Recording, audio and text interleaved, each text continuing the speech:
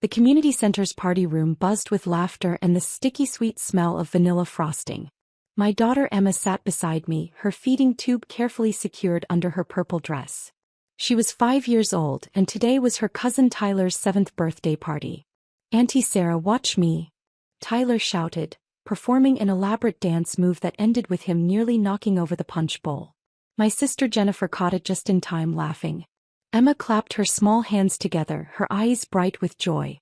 She loved family gatherings, loved being around her cousins.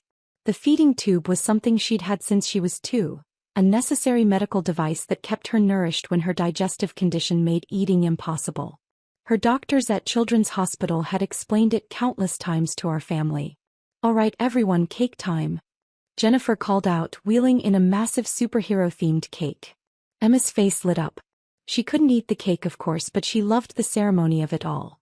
The candles, the singing, the celebration. My mother appeared beside Jennifer, carrying the cake knife with an air of authority she always assumed at family events. She'd barely acknowledged us when we arrived, offering Emma a stiff pat on the head before turning her attention to Tyler.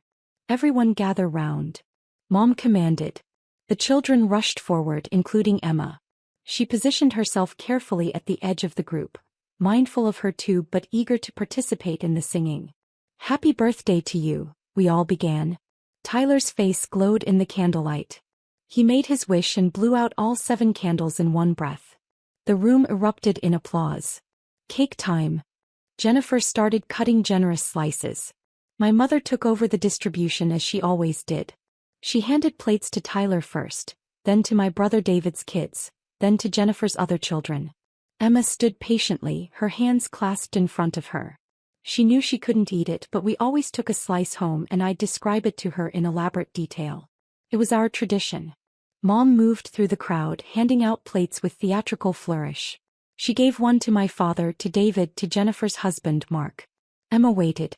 Mom handed slices to the adults, to distant cousins, even to Jennifer's neighbor who'd stopped by. "Grandma," Emma said softly, her voice barely audible over the chatter. My mother's eyes landed on her. Something cold flickered across her face. "Look who's pretending to be sick again." The words cut through the noise like a knife. The room didn't exactly go silent, but conversations faltered. Heads turned. Emma's face crumpled in confusion. "I'm not pretending, Grandma. The doctor said." "Oh, the doctor said," Mom mimicked in a high-pitched voice. Always with the drama. Always needing to be the center of attention. My stomach turned to ice. I started to stand, but Emma touched my arm. "It's okay, Mama," she whispered. "It wasn't okay." Jennifer laughed nervously. "Mom, come on. Let's just have a nice party." "I am having a nice party," Mom said. "A party for children who actually appreciate food, not for attention seekers who reject everything offered to them." She held up the cake slice she'd just cut, the one I assumed was for Emma, and made a show of putting it back on the serving platter. "No cake for attention seekers," she announced, her smirk directed squarely at my daughter. David's wife, Laura, shifted uncomfortably. "That seems a bit harsh, don't you think?" "Harsh?" Mom whirled on her. "You know what's harsh? Having a granddaughter who refuses to eat normal food.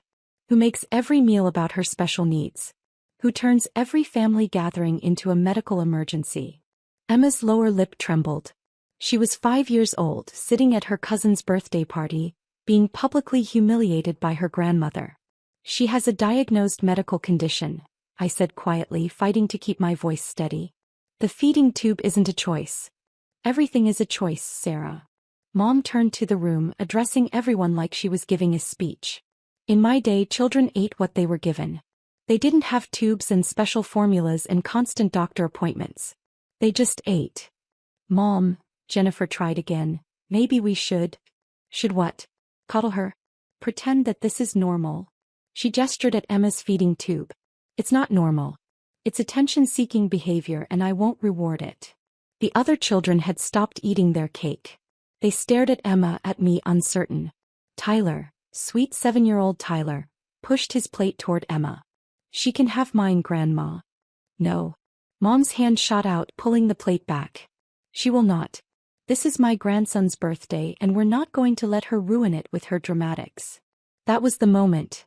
The precise second when something inside me shifted and settled into cold, absolute clarity. I stood slowly, gathering Emma's small jacket and her special bag with her feeding supplies. "What are you doing?" Mom demanded. "Leaving." Kept my voice level calm. I wouldn't give her the satisfaction of seeing me angry. "Oh, of course. Run away. That's what you always do when someone tells you the truth." I helped Emma into her jacket. She was crying now, silent tears streaming down her face. "Sarah, maybe just stay," Jennifer said weakly. "For Tyler's sake." "For Tyler's sake?" I looked at my sister. "You just watched your mother tell your niece she's faking a serious medical condition. You watched her deny a 5-year-old child basic kindness at a family party. And you want me to stay for the cake?" Jennifer looked away. David said nothing. He never did. My father, sitting in the corner with his second slice of cake, didn't even look up. "Fine. Leave." Mom crossed her arms. "But don't come crawling back when you realize how good you have it. This family has been more than generous with you." I wanted to laugh. Generous.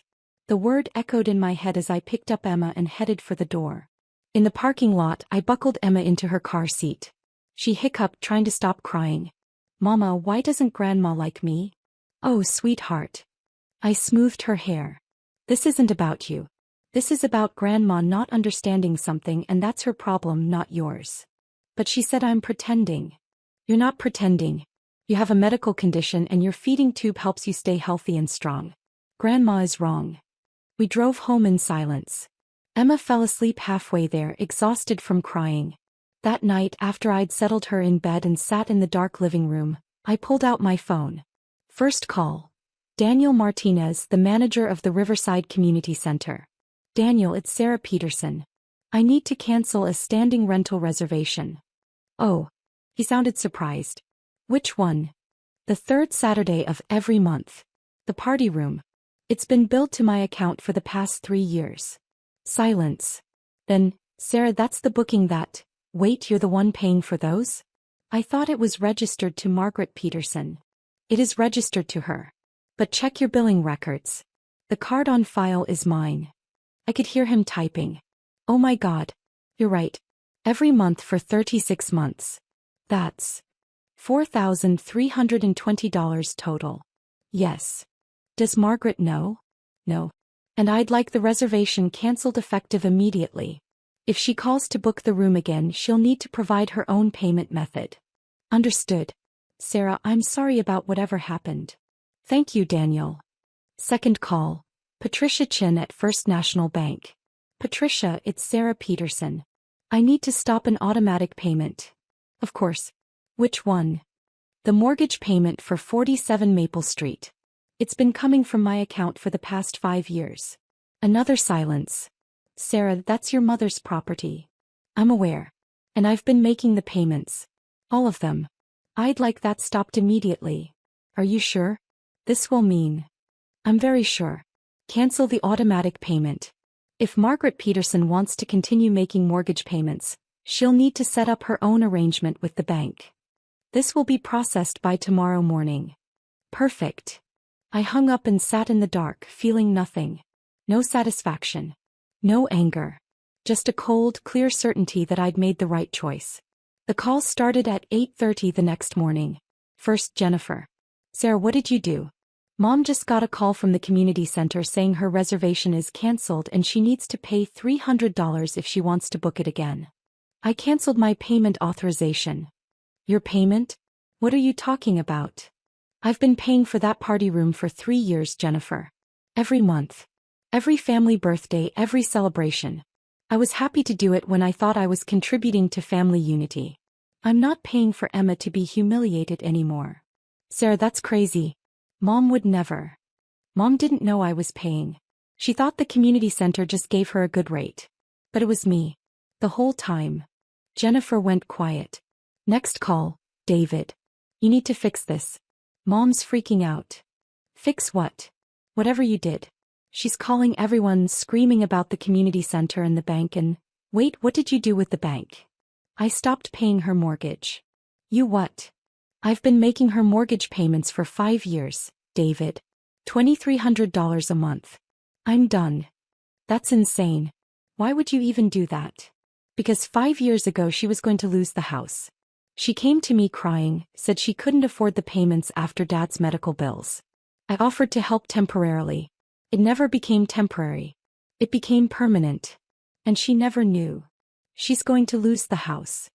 Then she'll need to figure out how to make the payments herself. Or maybe you could help her. Or Jennifer. I'm sure between the three of you, you can manage $2,300 a month. He hung up. Mom called at noon. I let it go to voicemail. How dare you? How dare you sabotage this family? You think you're so special with your sick child and your martyr routine. Well, guess what? We don't need you. We've never needed you. And we certainly don't need your money. I deleted the message. The second voicemail came an hour later. Her voice was different. Smaller. Sarah. Please call me back. We need to talk about this situation. I'm sure we can work something out. Third voicemail evening. Please. I didn't know you were paying for those things. If I'd known, I would have been more grateful. Just call me back. I didn't call back. Jennifer showed up at my door 2 days later. She's sorry, Jennifer said without preamble. Is she? The bank told her she has 30 days to start making payments or they'll begin foreclosure proceedings. She's panicking. She has 30 days to figure it out. That's more time than I had to figure out how to pay her bills while also covering Emma's medical expenses. Your medical expenses? Sarah, Mom didn't know. Didn't know what? That Emma's care costs money? That I work 2 jobs to cover what insurance doesn't? That I've been supporting Mom financially for 5 years while she told everyone what a burden my daughter is. Jennifer looked at the floor. What do you want? An apology. I want Emma to be treated with basic human decency. I want Mom to acknowledge that she was cruel to a 5-year-old child. I want her to understand that medical conditions aren't character flaws. She's old. She's from a different generation. She's 68, not 90. And being old doesn't give her the right to abuse my daughter. Jennifer left without another word. The mortgage payment bounced. The bank called my mother. She called me 17 times in one day. I blocked her number. She showed up at my work. Security escorted her out. Finally, 3 weeks after the birthday party, she showed up at my house when she knew I'd be home. She looked smaller somehow. Tired. I'm sorry, she said. I waited. I was wrong. About Emma. About what I said. You told a 5-year-old she was faking a serious medical condition. You denied her cake in front of the whole family to punish her for being sick. I know. Do you actually understand what you did? Mom's eyes filled with tears. Real ones, I thought. I was jealous. Jealous. Of the attention. Everyone always asking about Emma, talking about her treatments, her progress. I felt invisible. Like I didn't matter anymore. She wiped her eyes. It's not an excuse. It's just the truth. I considered her words. You could have talked to me. Instead, you hurt my daughter. I know. I'm sorry. To both of you. I'll need to hear you say that to Emma. I will. I'll apologize to her properly. And you'll learn about her condition. She'll learn. Talk to her doctors. Understand what she's going through. Yes. Whatever it takes. The mortgage. She flinched. I found a part-time job. And David's helping. I can cover it now. Good. Will you come back? To family things. I looked at her for a long moment. Maybe. Eventually. When Emma feels safe around you again. When I trust you won't hurt her. That's fair. She left. I closed the door and leaned against it. Emma appeared from her room where she'd been playing. Was that Grandma? Yes. Is she sorry? She says she is. Emma considered this with the serious wisdom of a 5-year-old who'd already learned that adults could be cruel. But I still don't want to go to any more birthday parties for a while. That's completely okay, sweetheart. She hugged my legs, then went back to her toys. I stood there thinking about choices and consequences, about the power of walking away, about the strange mathematics of family love and money and boundaries. The mortgage payments stayed cancelled. The community center bookings stayed cancelled. Mom did apologize to Emma eventually. She did talk to the doctors. He did try. Whether it was enough remained to be seen. But Emma was safe. And I'd learned something valuable. Sometimes the most powerful thing you can do is simply stop giving what's being taken for granted. Sometimes you just make 2 calls and wait. The smell of burning paper filled my parents' living room. My daughter Sarah's face went pale as she stared at the fireplace, where orange flames consumed the contract she'd been showing the family moments ago. "Oops," my 12-year-old niece Emma said, smirking. "Daddy says you don't deserve success anyway. People like you should stay in their place." I kept my expression neutral. "Emma, what did you just burn?" "That stupid paper you were bragging about. Your little business deal or whatever." My brother Marcus emerged from the kitchen, laughing instead of reprimanding his daughter. "It was just paperwork. Print another copy. Emma's just being a kid." "That was the original contract," Sarah whispered. "The signed original for the Henderson account. $1.2 million. My mother looked up from her knitting. "You shouldn't have been waving it around." "Marcus is right, just print another one." "It had original signatures," I said quietly. "Notarized." Marcus waved his hand dismissively. "So get them to sign again. What's the big deal? You're always so dramatic about your little consulting business. It's not like you're running a real company." My father nodded. "You've gotten awfully high and mighty about this side hustle. Making copies isn't difficult." I looked at Sarah, whose eyes filled with tears. She'd worked 3 months on the Henderson proposal. This was her first major client acquisition since joining my firm. "Emma," I said calmly, "do you understand what you destroyed?" He shrugged. "Daddy says you act like you're better than everyone. He says someone needs to bring you back to reality." Marcus put his arm around his daughter. "Don't interrogate my kid. You brought work documents to a family dinner. That's on you." My sister-in-law Jennifer walked in. "What's the commotion?" "Emma burned Lisa's work papers," my mother explained. "Now Lisa is making a scene." Jennifer shrugged. "Kids will be kids." Marcus laughed. $1 million? Please. If you had $1 million deals, you wouldn't be driving that 10-year-old Honda. You'd be in a Mercedes.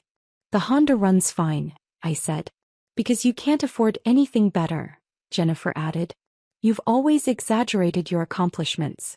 Remember when you said you were consulting for that tech startup? You were just doing their bookkeeping." "I was their financial consultant," I corrected. "They went public 2 years later." "Sure they did," Marcus said. "Just like this $1 million contract that conveniently got burned before anyone could verify it was real." My father set down his newspaper. "Your brother has a point. You've always been a dreamer. There's nothing wrong with running a small business, but pretending it's more than it is makes you look foolish." I stood up. "I need to make some phone calls. Sarah, let's go." "Running away?" Marcus called.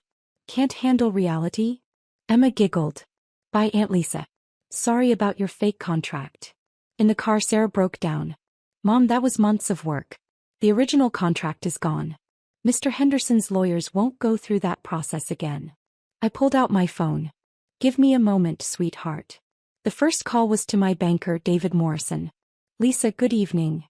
"David, freeze all credit lines for Marcus Thompson and Jennifer Thompson. Effective immediately." "May I ask the reason?" "Personal matter. Family conflict." "Understood. Anything else?" "Pull the report on their mortgage. I want to review the terms." "I'll send it within the hour." The second call was to Richard Hayes, chairman at Continental Savings and Loan. "Lisa, what's the emergency?" "Richard, the Thompson mortgage account from the First National acquisition. I want a full review and paperwork to call the loan." "That's significant. What prompted this?" "Family matter. They need to understand their financial situation."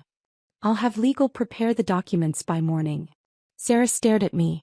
"Mom, what did you just do?" "Made sure your hard work doesn't go unrecognized." We drove home in silence. Sarah kept glancing at me, questions clearly forming in her mind, but she didn't ask them. Smart girl. She knew I'd explain when the time was right. The next morning at 6, Marcus called. "What did you do?" "Jennifer's cards are frozen. All of them. She's at the grocery store and her card was declined." "Good morning, Marcus." "Fix this." "No." "Jennifer is humiliated. I'm sure she'll figure something out." "This is because Emma burned your paper?" "You're insane." "I didn't freeze anything. The bank made its decision based on account activity." "You're going to regret this." "I'm calling Dad. Our lawyer." "Good luck with your calls." 20 minutes later my mother called. Lisa, Marcus says you froze their credit. That can't be true. The bank made a business decision, Mom. This is out of proportion. She's a child. Emma destroyed a legally binding contract worth over $1 million. That's serious financial damage. You're punishing Marcus and Jennifer for something a child did. I'm ensuring financial matters are properly reviewed. My mother's voice turned cold. You've always been vindictive. An hour later, my father called. You need to fix Marcus's credit. This is family. We don't attack each other financially. We don't destroy million-dollar contracts either, Dad. That was an accident. Emma quoted Marcus verbatim. He told her I don't deserve success. That's deliberate. Even so, freezing their credit is extreme. Almost as extreme as teaching your child to sabotage business deals. Around noon, Marcus called again. His voice shook. Lisa, we got a letter from Continental Savings and Loan. They're calling our mortgage. We're current on payments. Are you? Yes. We've never missed a payment. They're exercising an acceleration clause. What does that mean? Full balance paid within 30 days. That's impossible. $240,000. We don't have that cash. Did you read the rest? Something about the loan being from First National and new owners having the right to restructure. Lisa, you know people in banking. Can you help? I could, but I'm not sure why I would. Silence. This is about last night. Yes. Lisa, I'm sorry. Emma shouldn't have burned your contract.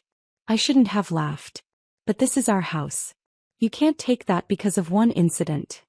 One incident? Marcus, your daughter destroyed $1 million contract while quoting your instructions. You laughed. Everyone dismissed it. My daughter's months of work were treated like garbage. It was just paper. And this is just business. Surely you can get another mortgage, right? His voice cracked. We can't. Our credit is frozen. We can't apply anywhere. And we don't have the income to qualify anyway. Jennifer works part-time. My salary won't cover it. That sounds difficult. Please. Whatever you did, undo it. We'll replace your contract. Pay for a lawyer to recreate it. You can't replace it. The client moved on this morning. They don't want to recreate a burned contract. That opportunity is gone. We'll pay you the $1 million. With what money? You can't even cover your mortgage. I have a family. Emma needs stability. You can't do this. I didn't do anything. Continental made a business decision about their portfolio. These things happen in finance. This is revenge. No, this is consequences. My mother called that afternoon. Your brother is beside himself. Emma's crying. Jennifer is having panic attacks. Stop this. Stop what?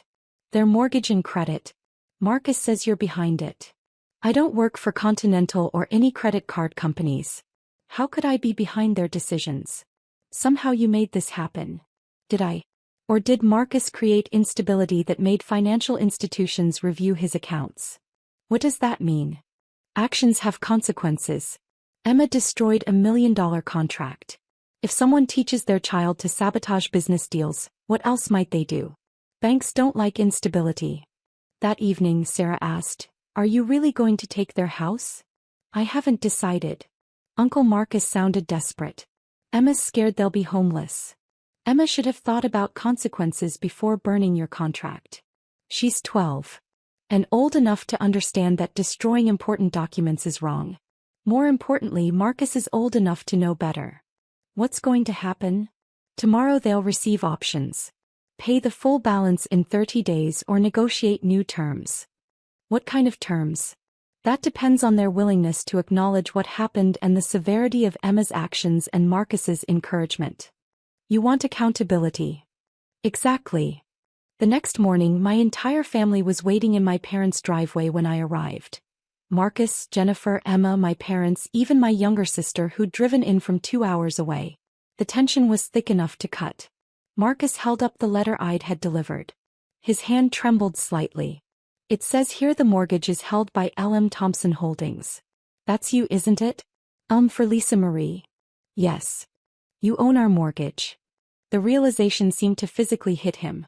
"I own the company that owns your mortgage along with several hundred other residential mortgages that were part of the First National portfolio acquisition."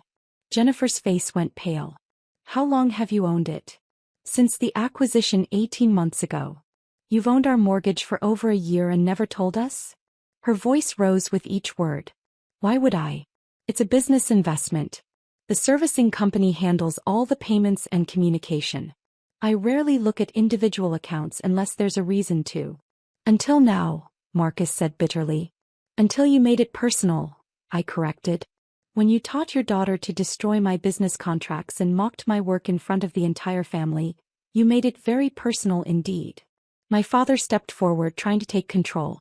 Lisa, this has gone far enough. Family doesn't do this to family. We settle our differences. We don't use financial weapons against each other. You're right, Dad. Family shouldn't do this. Family shouldn't destroy each other's work out of jealousy. Family shouldn't mock each other's achievements to make themselves feel bigger. Family shouldn't teach their children to sabotage each other's success because they can't handle someone else doing well. But that's exactly what happened 2 nights ago in your living room, and nobody except Sarah and I seem to care about any of it. Emma was crying now, her earlier smugness completely gone. I'm sorry, Aunt Lisa. I didn't know it was real. I didn't know it mattered so much. Daddy said you were just showing off. He said you always pretend to be more important than you are, that you make up stories about your business. And what do you think now, Emma? I kept my voice gentle but firm. I think Daddy was wrong. I think I was wrong. I'm really sorry. The tears were genuine this time. Marcus put his hand on his daughter's shoulder, his own eyes wet. Don't put this all on Emma. I was wrong. I admit it completely. I was jealous, Lisa. You've always been the successful one, and I've always felt like I was living in your shadow. When Emma burned that contract, there was this ugly part of me that was glad. I wanted to see you knocked down a bit, brought back to earth. That was petty and wrong and cruel. I'm sorry. I'm so sorry. Are you sorry for what happened, or sorry that there are consequences? I needed to know the difference. Both. I'm genuinely sorry for all of it. For teaching Emma the wrong values. For mocking your success. For not recognizing how hard you and Sarah work. Please, Lisa. We'll do whatever you want. We'll apologize publicly. We'll pay for Sarah's lost commission on the Henderson account. We'll explain to Emma in detail exactly why what she did was wrong and what it cost. Just please don't take our house. Please don't make my daughter homeless because of my mistakes. I looked at Sarah. She gave me a small nod of approval. The letter outlines your options in detail, I said.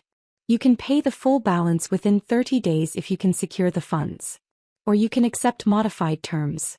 The modified terms include a formal written apology to Sarah for the destroyed contract, a realistic payment plan for her lost commission on the Henderson account, and mandatory financial counseling sessions for Emma about the real-world consequences of property destruction and business sabotage.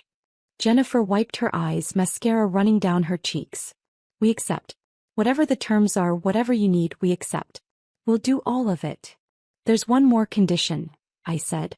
Marcus, you're going to call the Henderson Group yourself.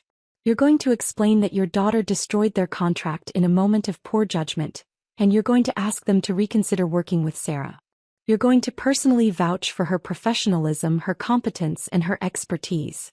You're going to use whatever business connections you have to make this happen. They already hired someone else, Marcus said weakly.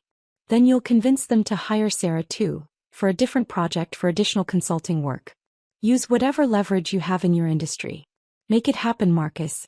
Prove that you actually respect what we do. What if I can't? His voice was barely a whisper. Then the original terms stand. Full payment in 30 days, or foreclosure proceedings begin on day 31.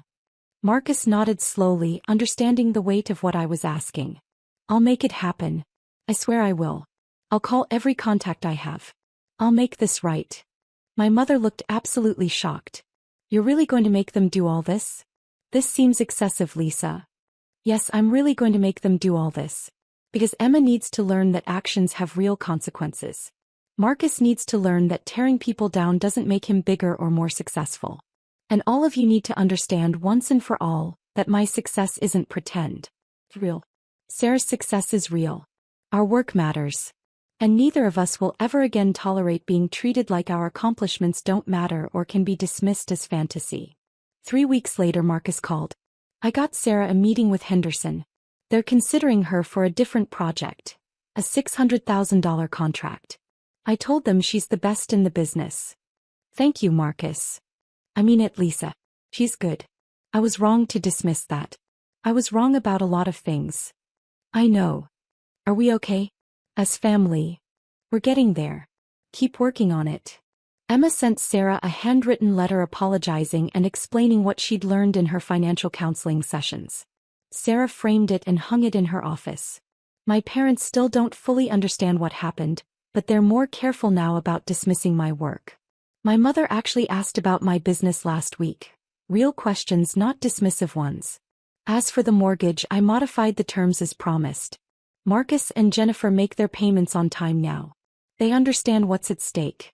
And every time Emma visits, she asks Sarah about her latest contracts.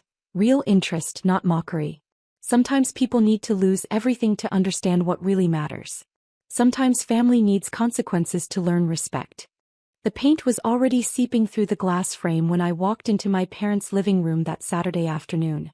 My nephew Tyler, all 12 years old, stood holding an empty can of bright blue acrylic paint, his face a mixture of pride and nervousness. The medical degree I'd earned after 8 years of grueling work, 4 years of undergraduate studies, 4 years of medical school, countless nights studying, thousands of hours of clinical rotations, hung crooked on the wall, completely ruined. The ornate script of my name was barely visible beneath the streaks of blue. What happened?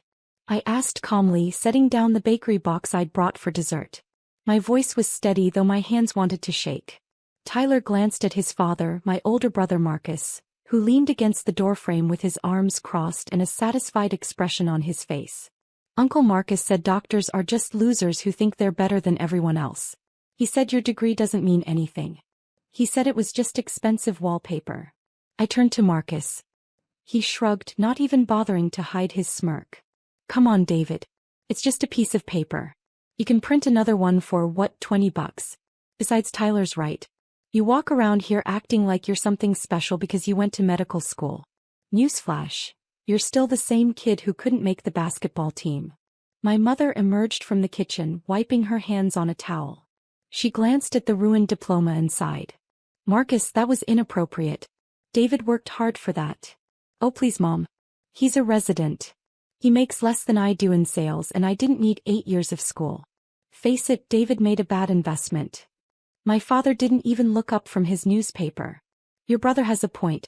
All that debt for what? You're 32 and still living in that cramped apartment. I pulled out my phone and took several photos of the damage. Of Tyler still holding the paint can, of Marcus's satisfied expression. I need to go. I have some emails to send. See? Marcus laughed. Always running away. Can't even stand up for yourself. I didn't respond.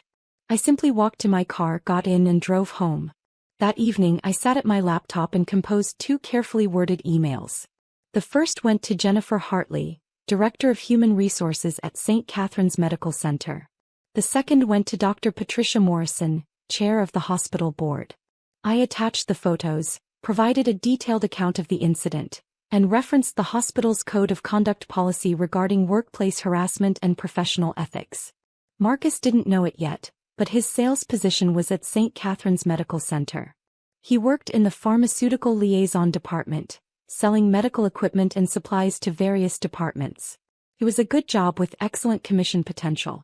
He also didn't know that 3 months ago, I'd been promoted from chief resident to deputy chief of medicine. The announcement hadn't been made public yet because I'd requested a delay. I wanted to finish my current rotation without the politics that came with the title. Only the board, the hospital administrator, and the department heads knew. Marcus had spent the last 5 years bragging about his sales numbers, his commission checks, his company car. He'd introduced me at family gatherings as my little brother, still in training. He'd made jokes about my income, my schedule, my student loans. He had no idea that I was now one of the people who approved or denied his sales contracts with the hospital. The following Monday I went to work as usual. My pager went off at 6:15 in the morning. A trauma case in the emergency department needed immediate attention. I spent 3 hours in surgery, then made rounds on my patients, then attended a departmental meeting. At 2 o'clock my office phone rang. Jennifer Hartley. Dr. Morrison and I received your email, she said. We need to discuss this matter. Can you come to the administration building at 4? I'll be there. The meeting lasted 30 minutes. I presented the facts calmly and professionally, walking them through the timeline of events. Jennifer took detailed notes on her tablet. Dr. Morrison asked clarifying questions about the context of Marcus's comments and whether there had been prior incidents. I mentioned several family gatherings where similar remarks had been made, though nothing as overt as this. Hospital policy was clear about employees engaging in conduct that could be perceived as harassment or creating a hostile work environment, even outside of work hours, especially when it involved other hospital employees. The policy had been strengthened 2 years ago after a lawsuit involving off-duty conduct that affected workplace relationships. We'll need to conduct an investigation, Jennifer said, reviewing her notes. This is serious, especially given your position and his role as a vendor liaison. There are potential conflicts of interest here that we need to examine carefully. I understand. I'm not asking for special treatment. I'm simply reporting an incident that I believe violates hospital policy. Dr. Morrison nodded. We appreciate you bringing this to our attention through proper channels. We'll handle it from here. By Wednesday, Marcus had been called into a meeting with his supervisor and HR. He called me that evening, furious. What did you do? They're asking me about some incident at Mom and Dad's house. They're talking about professional conduct violations. I filed a formal complaint, I said calmly. You encouraged your son to destroy my medical degree and made disparaging comments about my profession. I documented it and reported it. Are you insane? You're going to get me fired over a stupid joke. It wasn't a joke, Marcus. You've spent years undermining my career and treating me like I'm inferior. I'm done accepting that behavior. You sanctimonious little. This is exactly why nobody likes you. You can't take a joke. You can't be part of the family without making everything about you and your precious feelings. I hung up. Thursday morning, I received an email from Dr. Morrison. The hospital board had completed its review. They were requesting my presence at a special meeting Friday afternoon to discuss next steps. Marcus's supervisor and Jennifer Hartley would also attend. Friday arrived. I put on my best suit and walked into the conference room at 3 o'clock. Marcus was already there, sitting with his supervisor, a man named Greg Phillips. Jennifer sat at the head of the table with Dr. Morrison. 2 other board members were present via video conference. Marcus glared at me as I entered. This is ridiculous. I'm being dragged through an investigation because my brother can't handle family banter. Greg shifted uncomfortably. Marcus, I'd recommend you let HR and the board handle this discussion. Dr. Morrison opened a folder. We've reviewed the incident report, the photographic evidence, and the statements from both parties. Mr. Hayes, your contract with St. Catherine's includes a professional conduct clause. The behavior described in Dr. Hayes's report constitutes a violation of that clause. Marcus leaned forward. With all due respect, what I do outside of work is my business. David is being vindictive because he's sensitive about his career choices. Dr. Hayes isn't just any employee, Jennifer said quietly, her tone deliberate. He's the deputy chief of medicine. He's part of the hospital's senior leadership team. The room went silent. I could see the exact moment the words registered. Marcus's confident posture crumbled. His face went from flushed with anger to pale with shock. Marcus swallowed. What? Deputy chief? Since when? I was promoted 3 months ago, I said calmly, keeping my hands folded on the table. The announcement was delayed at my request so I could complete my current clinical rotation without administrative distractions.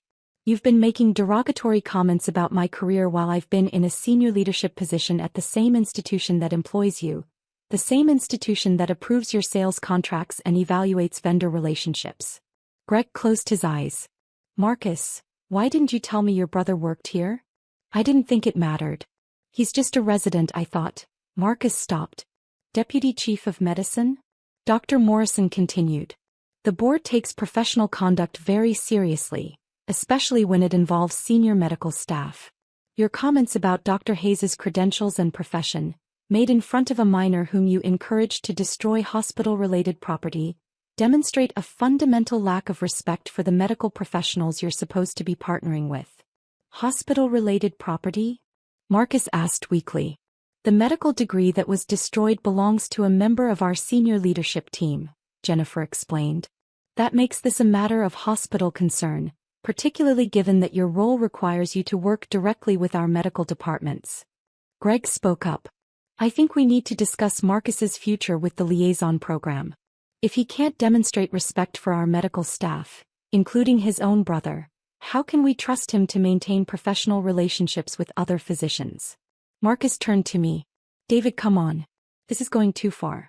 It was just Tyler being a kid. I'll pay for a replacement diploma. I'll apologize.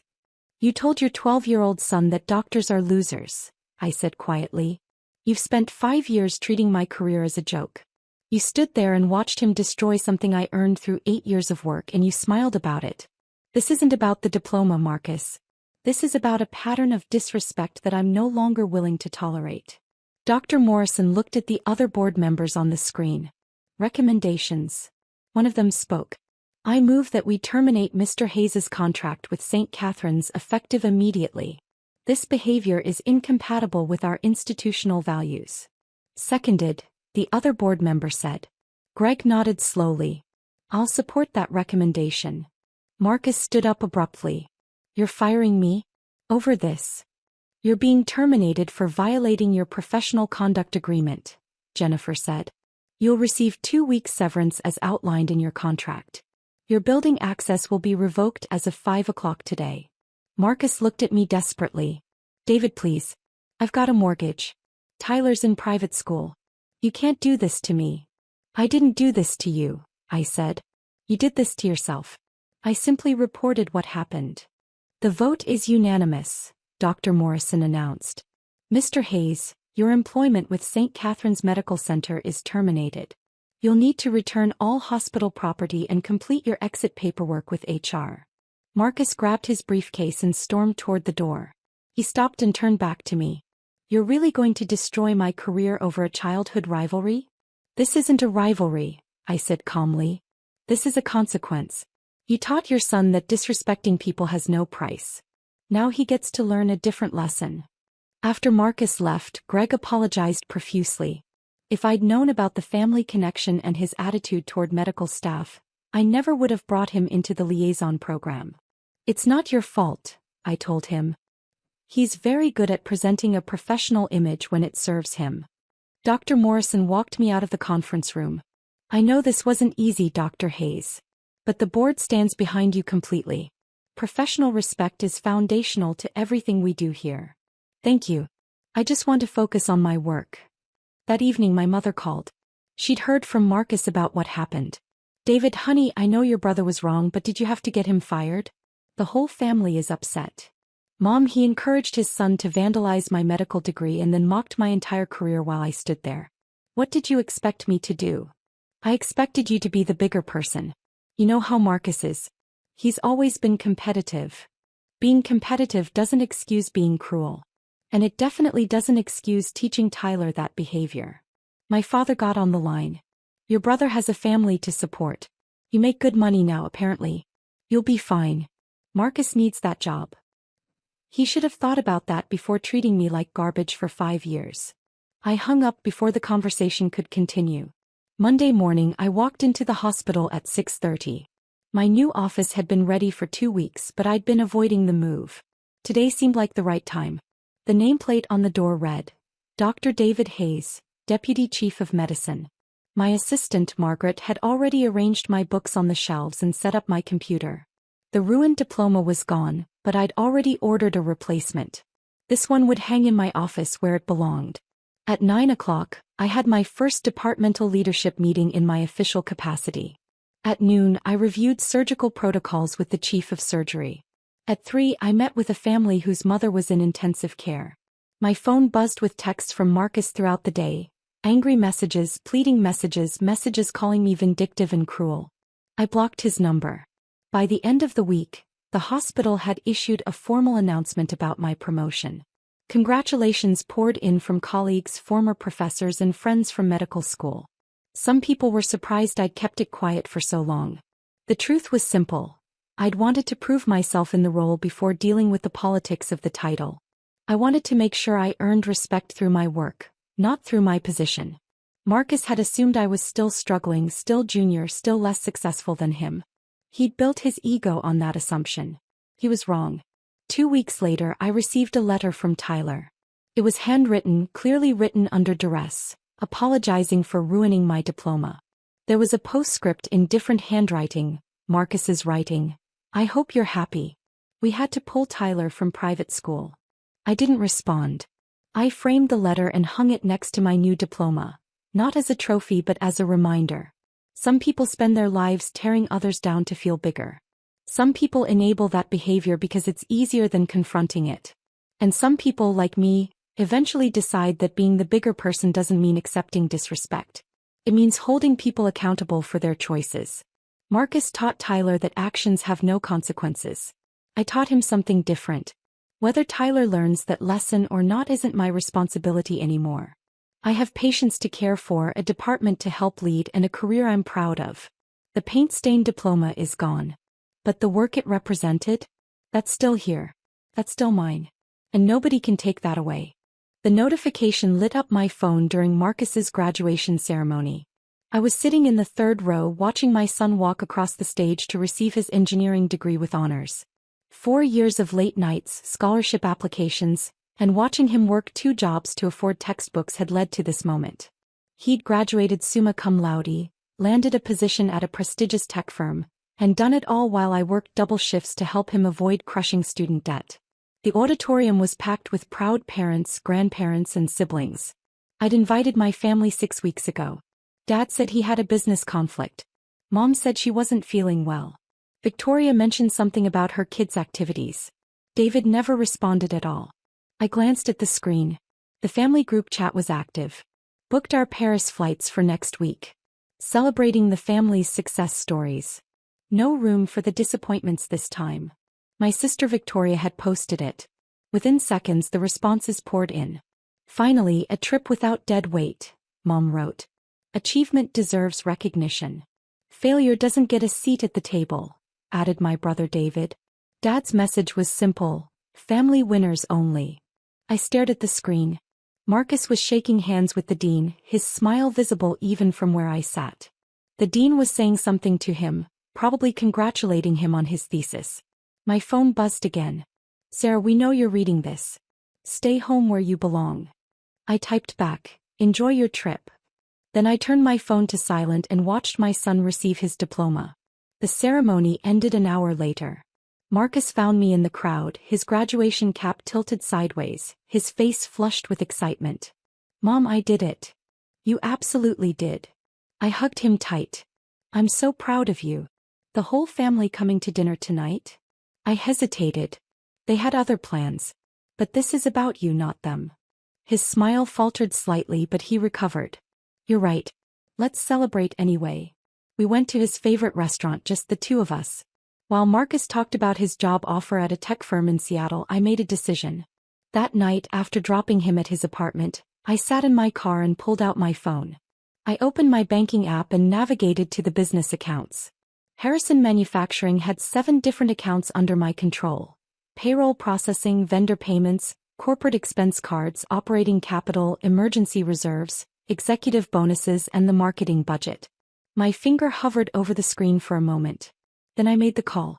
Evening, Mrs. Harrison. What can I help you with? James Peterson had been my private banker for 12 years.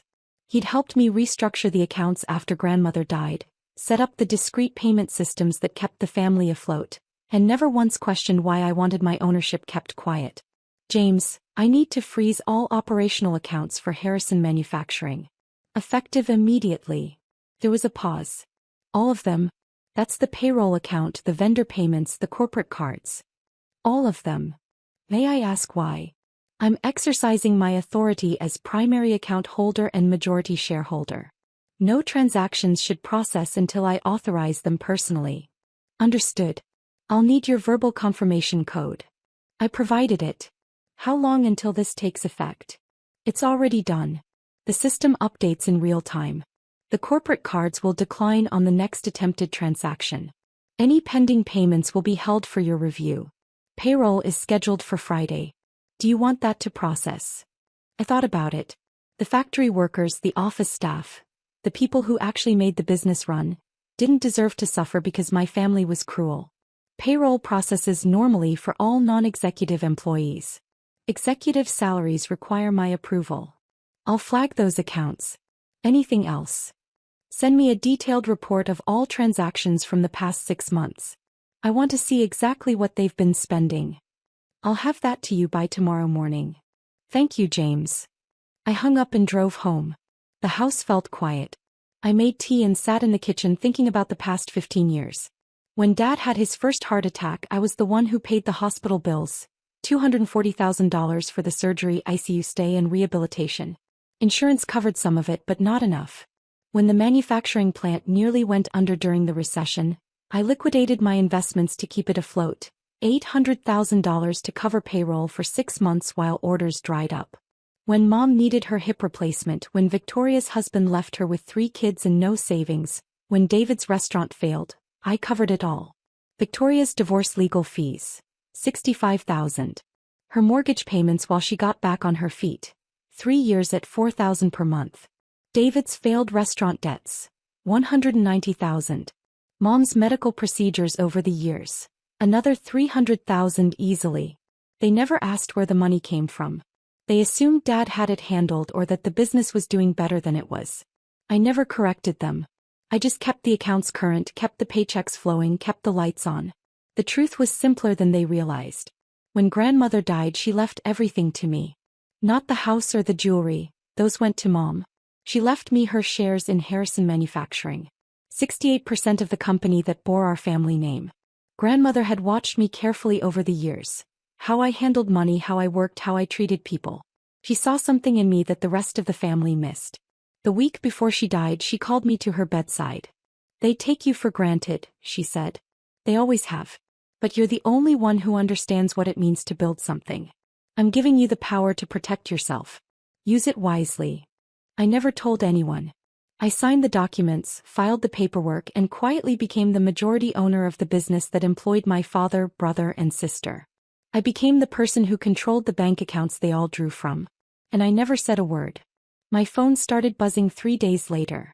I was at work when Victoria's name appeared on the screen. I let it go to voicemail. She called again. And again. By lunchtime I had 12 missed calls. I listened to the first voicemail during my break. "Sarah, my card isn't working. I'm at a store in Paris and it's humiliating. Call me back." The second voicemail was from David. "Hey, something's wrong with my corporate card. I tried to pay for dinner and it declined. Can you check with Dad about the accounts?" Dad's voicemail was more direct. "Sarah, there's a problem with the business accounts. Everything's frozen. I need you to call the bank and sort this out. You still have that contact there, right?" I deleted the messages and went back to work. That evening my phone rang constantly. I turned it off and took a bath. When I turned it back on at 10 o'clock, I had 43 missed calls and 27 text messages. I read through them slowly. "Victoria, this isn't funny. I'm stuck in Paris with no money. David, our hotel is threatening to kick us out. What's happening? Mom, Sarah, answer your phone. This is a family emergency. Dad, I spoke to the bank. They said you froze the accounts. Call me immediately." I set the phone down and made myself dinner. The calls continued all week. I went to work, came home, and lived my life. Marcus called to tell me about his first week at the new job. I congratulated him and asked about his apartment search in Seattle. "Mom, are you okay? You sound different." "I'm fine, sweetheart. Just tired." "The family still giving you trouble?" "Nothing I can't handle." On day 9, Dad showed up at my house. I opened the door to find him standing on the porch, his face red, his hands shaking. "We need to talk." "Come in." He followed me to the living room but didn't sit down. "What the hell are you doing? Do you have any idea what you've put us through? We've been stranded in Paris for over a week. We had to borrow money from Victoria's ex-husband just to change our flights home. The hotel nearly called the police. Do you understand how humiliating this has been?" I sat on the couch and looked up at him. "I understand perfectly." "Then fix it. Call the bank and unfreeze the accounts." "No." His face went purple. "What do you mean, no?" "I mean, I'm not unfreezing the accounts. Not yet. You can't do this. That's company money. That's our money. Actually, it's my money. The accounts are in my name. The business is in my name. It has been for 15 years. He stared at me. What are you talking about? Grandmother's will. She left me her shares, 68% of Harrison Manufacturing. I've been the majority owner since 2010. I've been funding the accounts, covering the payroll, paying the bills. Every dollar you've spent for the past 15 years came from me. Dad sat down heavily in the chair across from me. That's not possible. Check the corporate filings. Check the bank records. My name is on everything. But I run the company. I'm the president. You're an employee. I'm the owner. His mouth opened and closed. No sound came out. I paid for Mom's surgery. I saved the plant during the recession. I covered Victoria's divorce costs. I bailed out David's restaurant before it went completely under. I've been holding this family together financially while you all treated me like I was nothing. We didn't know. You didn't ask. You just assumed I was the failure. The disappointment. The one with nothing to contribute. Dad's hands were shaking. What do you want? I want you to leave my house. Sarah. Get out. He stood slowly, his face pale. We can fix this. We can apologize. Just unfreeze the accounts and we'll make this right. The accounts will remain frozen until I decide otherwise. Every transaction, every payment, every corporate card swipe. It all requires my personal approval now. You want to take a salary? Ask me. You want to pay a vendor? Ask me. You want to buy lunch? Ask me. You can't run a business like that. It's my business. I'll run it however I want. He walked to the door and stopped. The family excluded me from celebrating my son's graduation. The family called me a disappointment. The family made it very clear I wasn't welcome at the table. So now the family can learn what it's like when the disappointment stops paying the bills. Dad left without another word. The next day, I received a call from the company's lawyer, Thomas Chin. We'd worked together on various filings over the years. Mrs. Harrison, your father is requesting an emergency board meeting to discuss the frozen accounts. Tell him there is no board. I'm the majority shareholder. I make the decisions. He's threatening legal action. On what grounds? I own the company. I control the accounts. Everything is legal and documented. If he wants to sue me, he's welcome to try. But he should know that the moment he does, I'll dissolve the company entirely and sell the assets. There was a long silence. I'll convey that message. Thank you, Thomas. Victoria showed up at my office 2 days later. Security called to ask if I wanted to see her. I almost said no, but curiosity got the better of me. She looked terrible. Her hair was unwashed, her clothes wrinkled. She sat across from my desk and didn't speak for a full minute. I'm sorry. I waited. We were awful to you. The things we said about Marcus's graduation. The Paris trip. All of it. We were horrible and I'm sorry. Okay. That's it? Just okay. What do you want me to say, Victoria? I want you to unfreeze the accounts. I want things to go back to normal. Normal was you treating me like garbage while I paid your bills. I don't want normal anymore. He started crying. I have 3 kids. I can't afford. You'll receive your salary. I'm not cutting anyone off completely. But the corporate cards are gone. The expense accounts are gone. The unlimited access to company funds is gone. You want something, you submit a request like any other employee. This is cruel. I laughed. It surprised both of us. Cruel is excluding your sister from a family celebration because her son isn't good enough for you. Cruel is calling someone a disappointment on the day they're watching their child graduate with honors. You want to see cruel? I can show you what that looks like. Victoria stood up. You've changed. No, I've just stopped pretending you're better than me. She left crying. Over the next month, I restructured everything. I hired a new management team. I set up proper oversight for the accounts. I established salaries and budgets for Dad, David, and Victoria. They were generous salaries, far more than they deserved, but they were fixed. No more unlimited access. No more corporate cards for personal expenses. No more treating the company like a piggy bank. Marcus called me from Seattle. Mom, I heard what happened. Dad called me. What did he say? That you went crazy and froze all the family money. But I did some research. Grandmother left you the business, didn't she? She did. And you've been funding everything all these years. I have. Why didn't you tell anyone? I thought about it. Because I thought it was easier. I thought keeping the peace was worth more than getting credit. I was wrong. I'm proud of you, Mom. Thank you, sweetheart. Are you going to forgive them? Eventually. But not yet. They need to understand that respect isn't optional. Family isn't an excuse to treat people badly. Good. The family still calls sometimes. Mom leaves voicemails asking when things will go back to normal. Dad sends emails about business decisions that need approval.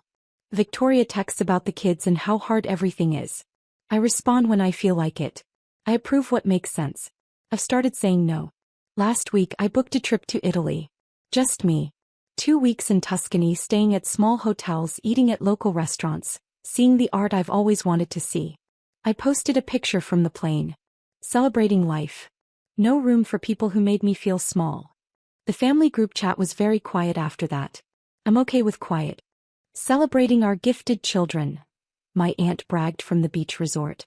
No place for special needs kids. They all agreed, posing poolside. I liked their post. Then I called the resort manager, who works for me. Now their perfect vacation needs my approval. The notification popped up on my phone while I sat in the hospital cafeteria, stirring cold coffee I had no intention of drinking. My daughter Emma had just received her Speech Therapy Achievement Award upstairs. A small ceremony in the pediatric wing celebrating 6 months of progress. She'd managed to say 3 full sentences without stuttering, and the pride in her eyes had made every sleepless night worthwhile. I shouldn't have opened Instagram. But muscle memory took over, and there it was. A carousel of photos from my sister-in-law Jennifer's family beach trip to the Azure Coast Resort.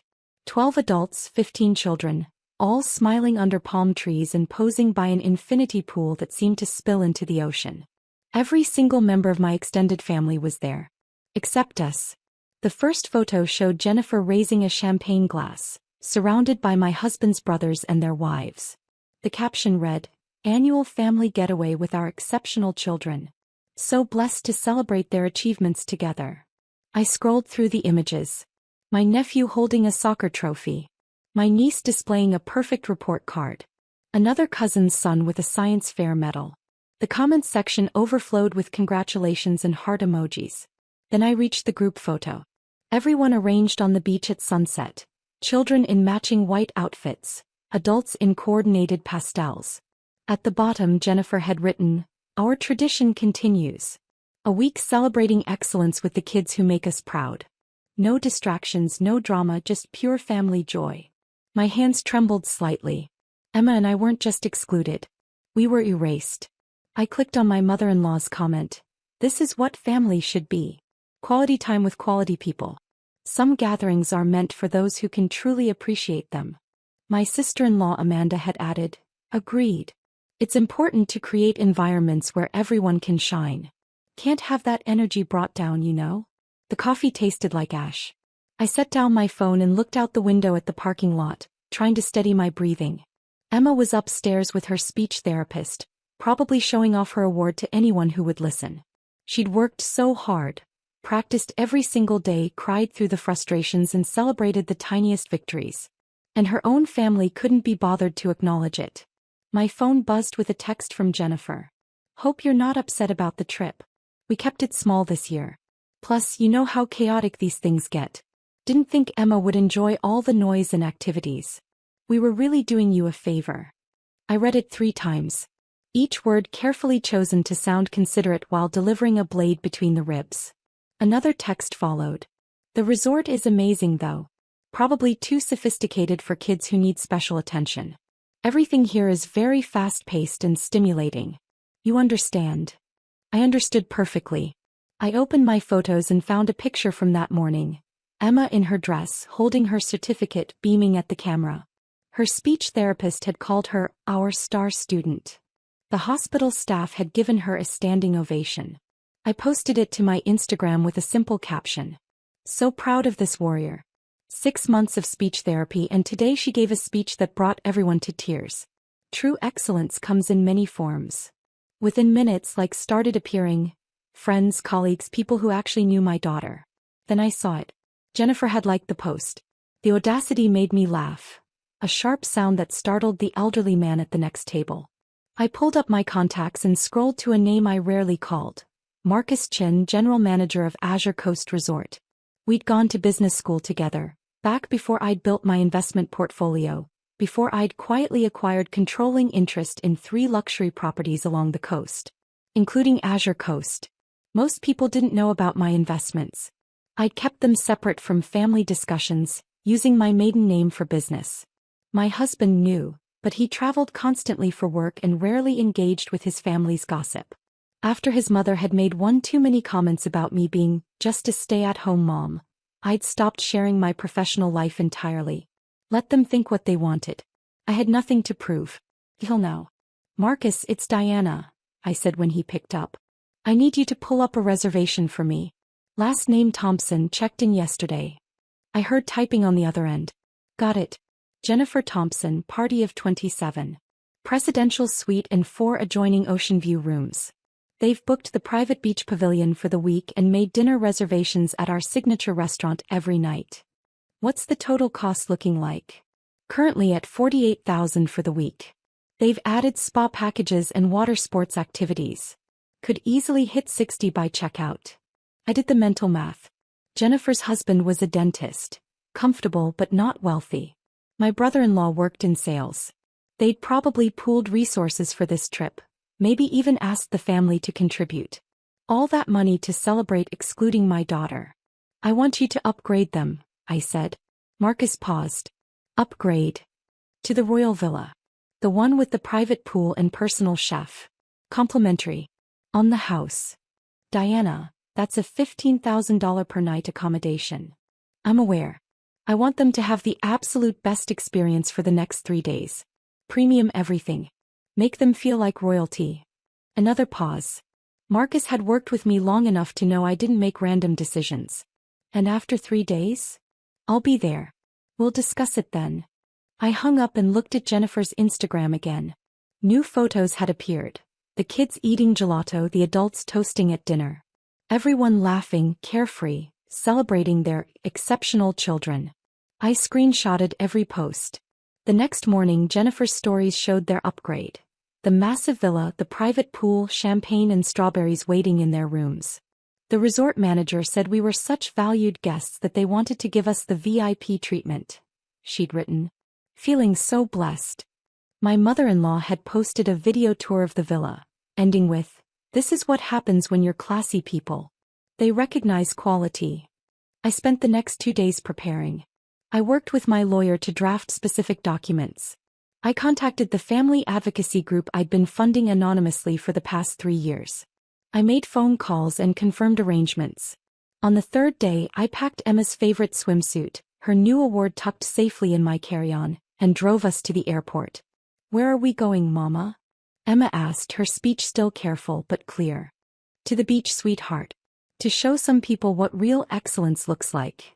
The Azure Coast Resort sprawled across 12 acres of pristine coastline.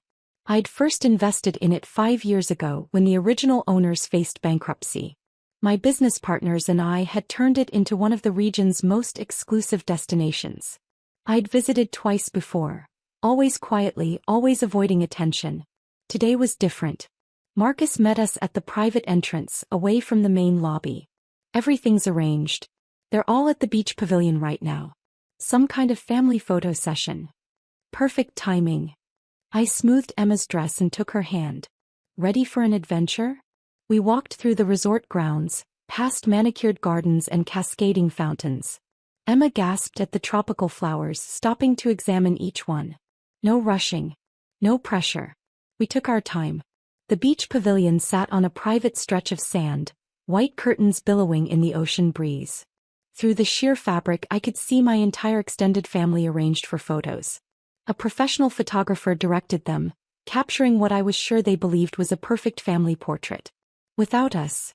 I waited until the photographer called for a break. Then Emma and I walked onto the beach. Jennifer saw us first. Her smile froze, cocktail halfway to her lips. Then my mother-in-law, her expression shifting from confusion to something like annoyance. The others noticed the stares and turned. "Diana." Jennifer's voice pitched higher than normal. What are you doing here? Visiting my property, I said calmly. Emma pressed closer to my side and I gave her hand a reassuring squeeze. Thought I'd check on our guests. Your property? My brother-in-law laughed. Come on. This place costs a fortune. You can't just walk in here. Marcus appeared beside me, tablet in hand. Mrs. Matthews owns a controlling interest in Azure Coast Resort, sir. She's welcome anywhere on the property. The silence was profound. Even the ocean seemed to quiet. My mother-in-law recovered first. This is ridiculous. Diana doesn't own anything. She's a homemaker. I'm a private investor, I corrected. I've maintained a low profile for personal reasons. But I think it's time we clarified a few things. I pulled out my phone and opened the screenshots of their Instagram post. Jennifer, you wrote that this gathering was for quality people and exceptional children.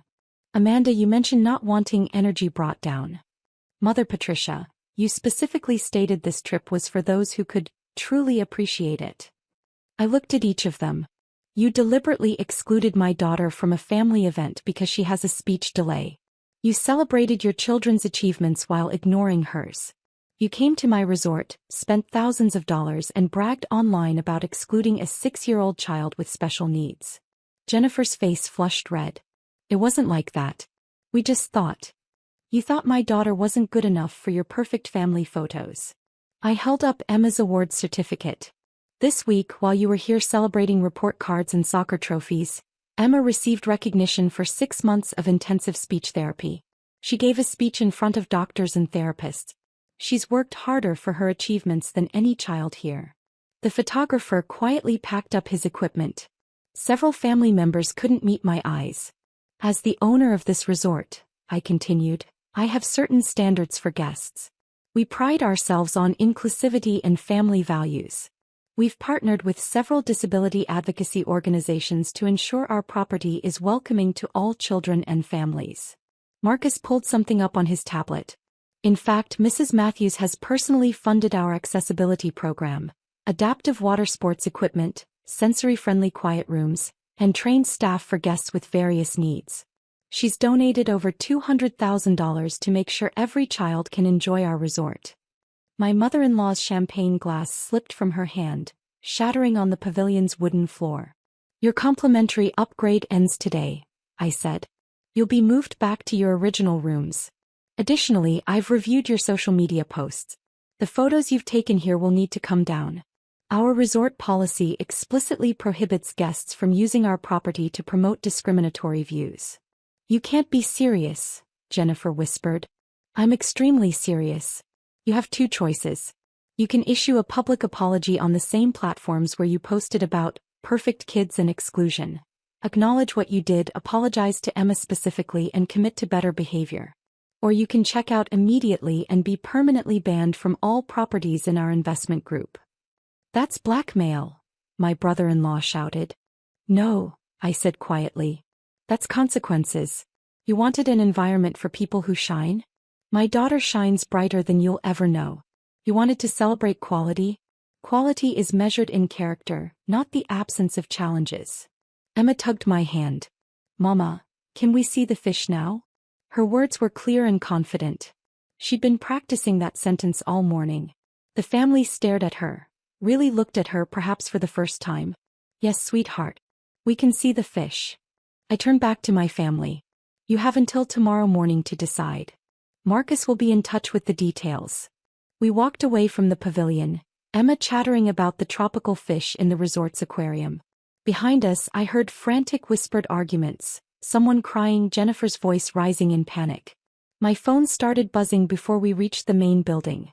Text after text, calls I didn't answer. By the time we were watching clownfish dart through coral, Jennifer had posted a lengthy apology on Instagram. My mother-in-law had called 4 times. Amanda sent a message begging me to reconsider, claiming they'd made a mistake in judgment.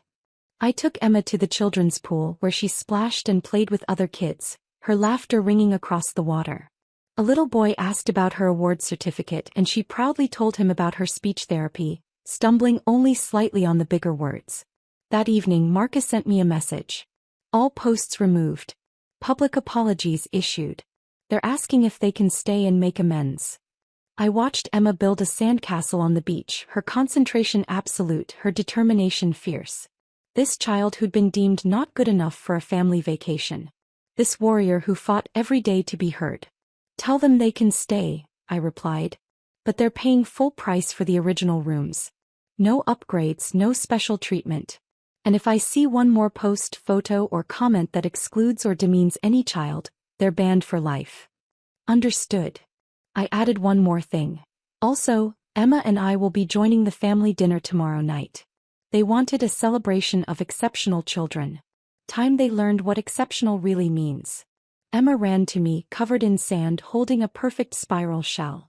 Look what I found, Mama. Isn't it beautiful? The most beautiful thing I've ever seen, I said, and I wasn't talking about the shell.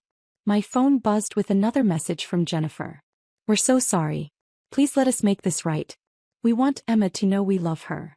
I looked at my daughter, who had never once asked why she wasn't invited on the family trip, who had simply been excited about her award. She deserved better than relatives who only valued her when forced to see her worth.